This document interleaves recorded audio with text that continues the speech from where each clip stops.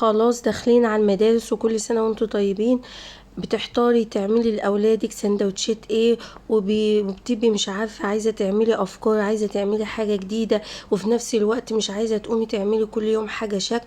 تعالي أقولك على طريقة هتعتمديها عندك وتخليها عندك طول السنة، ولو عايزة تعملي منها كمية وتحطيها في الفريزر وتفضل معاكي وتريحك، وتغيري منها في الحشوات. وحاجة كده سهلة وبسيطة ومش هتكلفك كتير، وهتبقى زي ما انت شايفة بالشكل اللي انت شايفاه كده، وطرية معاكي كأنك لسه مطلعاها من الفرن طازة. خليكي معايا للآخر هقولك عملتها ازاي وطلعت معايا بالشكل ده، وهتوفر معاكي كتير خالص. اول حاجة هنقول بسم الله ونبدأ ونقول ونصلي على رسول الله، اللهم صل وسلم على سيدنا محمد. ازيكم حبايبي، عاملين ايه؟ يا رب تكونوا بخير.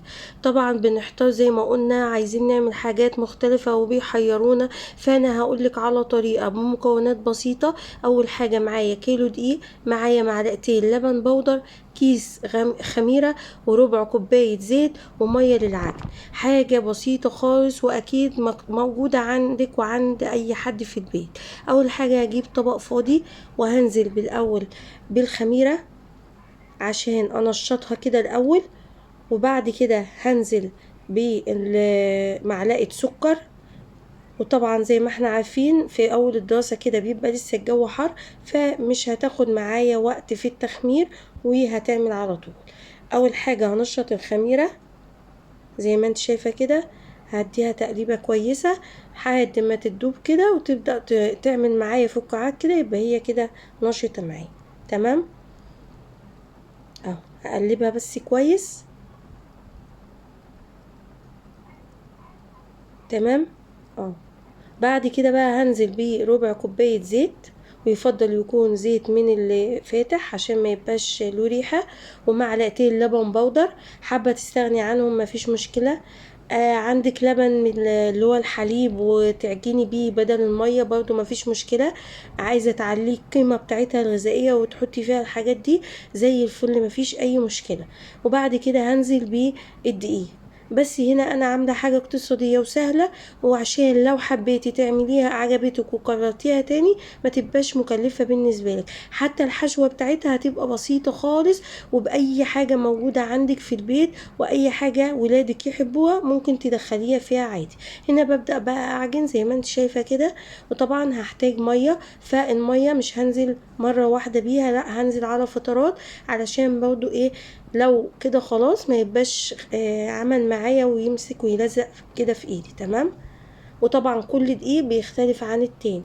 بعد ما عجنتها بنزلها على الرخامة كده عشان اختمها معايا كويس كده. دي الطريقة الوحيدة بصراحة اللي بعرف اتعامل فيها.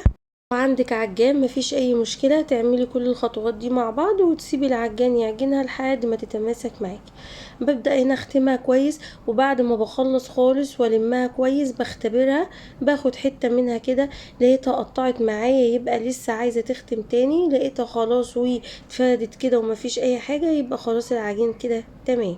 اهي ما بتاخدش حاجة خالص، لسه بتلزق، فهعملها تاني اهو. حابه تجربي في نص كيلو بس مفيش اي مشكله. دي خلاص بقى كنت بوريكي بختبرها ازاي، باخد حته وافردها ما قطعتش معايا يبقى كده تمام. بعد كده بقى بجيب الطبق اللي انا كنت عاجنه فيه ورشه زيت بسيطه خالص في ارضيه الطبق، وهحط بعد كده العجينه فيها واسيبها تخمر. وطبعا زي ما انا قلتلك في دخلة المدارس كده بيبقى لسه الجو حر، فالعجينه بتخمر معاكي على طول ما بتاخدش وقت. هغطيها كده بالمفرش السيليكون ده بحيث ان هي تديها حرارة كده، تبقى بلاستيك يديها حرارة كده فتخمر معايا على طول. هنا بقى بعد ما خمرت يعني تقريبا كده ما في حدود نص ساعة، ما طولتش معايا يعني. بعد ما خمرت بقى هبدأ اطلع الهواء اللي فيها وانزلها على المفرش كده، وابدأ اشكلها. دلوقتي خليكم معايا، ولو انت وصلت لحد هنا ولسه جديدة في القناة وما تعرفينيش، انا رانيا ودي قناتي بقدم فيها وصفات سهلة وبسيطة وعلى قد الايد. يا تشتركوا في القناة وتفعلوا الجرس عشان يوصلك كل جديد، ولو انت معايا ما تنسينيش باللايك وتقولي لي رأيك في الكومنتات. بعد ما خلصتها كده نزلتها على الرخامة وقسمتها نصين، واول نص هفرده كده زي ما انت شايفة. شوفي عشان العجينة مرتاحة واخدة حقها بتتفرد معايا بمنتهى السهولة. بس عشان نظر لوقت الفيديو انا جبت النشابة افرد بيها على طول عشان ما اخدش وقت، لكن لو هفردها بايدي هتتفرد معايا بمنتهى السهولة ومش هتتعبني ولا اي حاجة خالص. تمام، هفردها كده وهبقى مجهزة الصاج او الصينية زي ما تحبي اللي هتفيدي فيه، صينية مدورة مربعة صاج زي ما تحبي. وهنا سمكها ما بيبقاش عالي قوي بحيث ان هي لسه بتخمر بعد كده. ده الصاج اهو، ببدأ احطه من فوق كده، والزيادة اللي انتوا شايفينها من الجناب من الشمال ويميني دي هبدأ اشيلها بالسكينة كده، وبعد كده احطها في الصاج. تمام اهو زي ما تحبي، انا زي ما قلتلك حسب اللي عندك اعمليه. وزي ما قلنا عشان هتبقى طبقتين والحشوة في النص فما تخنيش قوي علشان على ما تخمر. طب لقيتي العجينة كتير، عملتي ولقيتي العجينة كتير، عادي مفيش مشكلة، حطيها في اي صينية تانية بنفس الخطوات برضه. هنا شلتها بالمفرش السيليكون، حطيتها في الصاج وفرشتها كويس اهوت. دلوقتي بقى هيجي وقت الحشو. انا هنا كنت مجهزة زي ما قلتلك اي حشوة موجودة عندك، لو هتحطي جبنة بس. انا كنت حاطة لانشون، وعندي فلفل قطعته كده، وكان عندي جبنة موتزاريلا في الفريزر طلعت حطيت. لو ما عندكيش اي حاجة من دي حطي جبنة، حطي ممكن مربى، حطي شوكولاتة، حطي اي حشوة انت حباها. تمام اهو. بس انا حبيت ان انا ايه يعني اخليني في زي ما بنقول كده ايه، احنا متعودين في المدارس ان السندوتشات لانشون جبن حلاوة مربى حاجات من دي، فانا خليتني في الخطوة دي عملتها عشان تبقى زي بالظبط كأني سندوتش فينو حاطه فيه لانشون. تمام، دي حشوة حطيت اللانشون، بعد كده فلفل كنت مقطعاه كده هحطه، وبعد كده زي ما قلت لك كان عندي جبنه موتزاريلا في التلاجة فهحطها. انا والله لو مش عندي مش هحطها، بس هي كانت متوفره عندي، فزي ما بقولك ما تكلفيش نفسك خالص، عشان برضو لو حبتيها والفكره والطعم عجبتك وجيتي تكرريها ما تبقيش مكلفه نفسك. وممكن تعملي منها كميات، وبعد ما تطلع في الاخر هقولك تفرزيها ازاي في الفريزر، تبقى سهله عليكي تشيليها من بالليل على قد ما انت هتحطي في اللانش بوكس، تفك معاكي وتدفيها الصبح ال- في الفرن او اي حاجه عندك، وفي ثانيه هتحطيها. هنا بقى هفرد النص التاني اللي فوق نفس الطريقه برضو اهو بالنشابه برضو زي ما انت شايفه كده. شوفي مرتاحة معايا وما بتقطعش وبتتفرد في ثانية وما بتاخدش وقت نهائي. برضو حطيتها، هبدأ بقى اسوي كل الاطراف دي واضغط عليها من الاطراف كده بحيث ان هي ايه تنزل تمسك في الطبقة اللي تحت، عشان طبعا زي ما احنا قلنا اما بتدخل في الفرن برضو بتعلى تاني. بعد ما سويتها كده بالسكينة وهبدأ اقطعها التقطيع اللي انا عايزاها مربعات مستطيلة مثلثات زي ما تحبي. هبدأ اقطعها كده بحيث لما تطلع اعرف اشيلها على طول، عشان اما اجي اقطعها لو قطعتها بعد ما تستوي ممكن تفك مني من جوه الحشوة تنزل، انما كده بتبقى متقطعة يا دوبك تشيليها على طول. تمام، يا ريت بقى تقومي تعمليها كده وتتشجعي كده قبل دخلة المدارس، توفر عليكي وقت، ولو انت موظفة هتسهل عليكي جدا. طبعا بنبقى قايمين الصبح عايزين نعمل حاجة سهلة وسريعة وفي نفس الوقت الاولاد يحبوها، فدي حاجة كويسة وموفرة عندك اهي. قومي اعمليها وجربيها وان شاء الله هتعتمديها معاكي على طول. هنا بقى للوش عندي بيضة وعليها فانيليا، عشان طبعا الفانيليا تضيع ريحة الزفارة.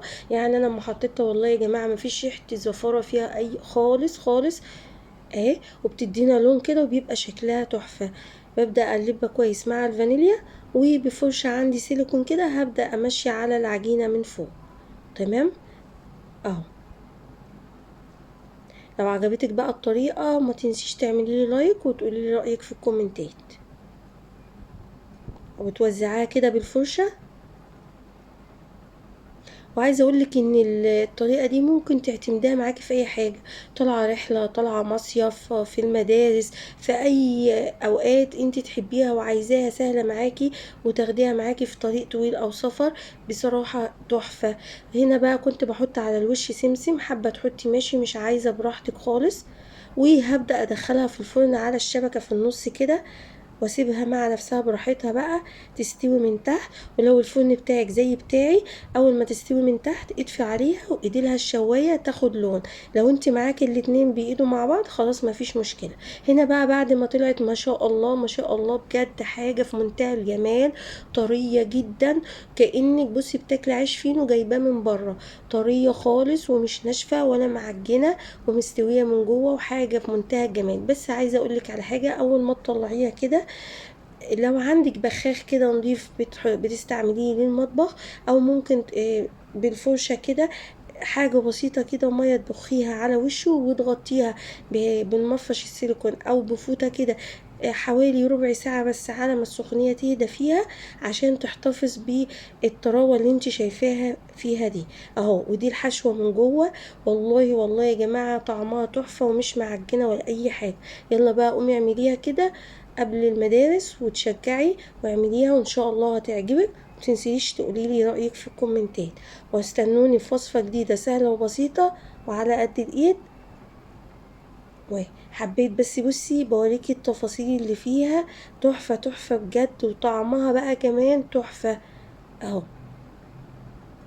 ولا بقى تحتاري في حاجة وتسهل عليكي، وفي منتهى السهولة، وصفة اقتصادية وبسيطة. اشوفكم على خير في وصفة جديدة من سلسلة سندوتشات المدارس ان شاء الله الفترة الجاية. انتظروني وتابعوني ان شاء الله. مع السلامة.